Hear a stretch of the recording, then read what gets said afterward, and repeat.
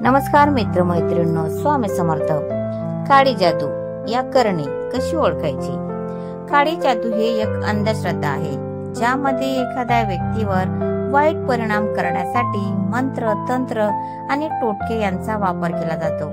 अनेक लोक अशा गोष्टींवर विश्वास ठेवतात आणि त्यांच्यावर काळी जादू झाली आहे असा दावा करतात। काळी जादू झाली आहे असे दर्शवणारी काही लक्षणे आपण पाहूया। हृदयाचे ठोके वाढणे। ऊर्जेचा हल्ला झाल्यास हृदयाचे ठोके वाढू शकतात। श्वासाची गती वाढणे। तांत्रिक अटक झाल्यास श्वासाची गती वाढू शकते। भयानक स्वप्ने। काळ्या जादूच्या वेळी रात्री भयानक स्वप्ने पडू शकतात। एकटेपणा। ज्या व्यक्तीवर काळी जादू झाली आहे त्याला एकटेपणा चांगला वाटू शकतो। राग येणे। काळ्या जादूमुळे नेहमीचे राग येऊ शकतो। नखांचा रंग काळा होणे। काळ्या जादूमुळे नखांचा रंग काळा होऊ शकतो। भूक न लागणे।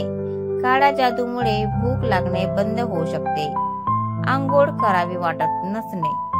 काळ्या जादूमुळे आंघोळ करावी वाटत नाही। वारंवार आजारी पडणे। काळ्या जादूमुळे वारंवार आजारी पडू शकतो। घरातील झाडे न विकसित होणे। घरातील झाडे न विकसित होणे हे काळ्या जादूचे लक्षण असू शकते।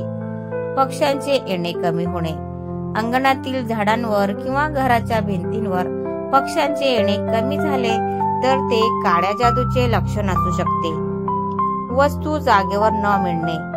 वस्तू जागेवर न मिळणे हे काळ्या जादूचे लक्षण असू शकते। घरात वादविवाद होणे। घरात नेहमी वादविवाद होणे हे काळ्या जादूचे लक्षण असू शकते।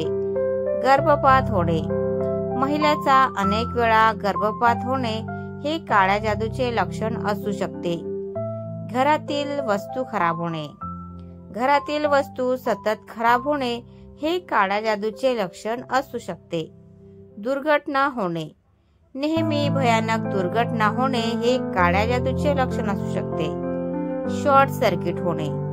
अचानक शॉर्ट सर्किट होणे हे काळ्या जादूचे लक्षण असू शकते। करंट लागणे।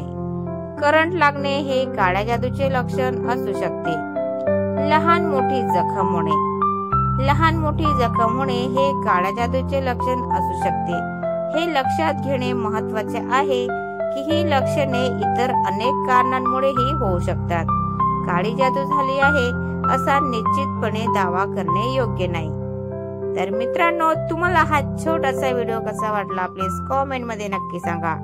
आणि व्हिडिओ जर आवडला असेल तर व्हिडिओला लाईक करा, शेअर करा आणि चॅनलला सबस्क्राईब करायला विसरू नका।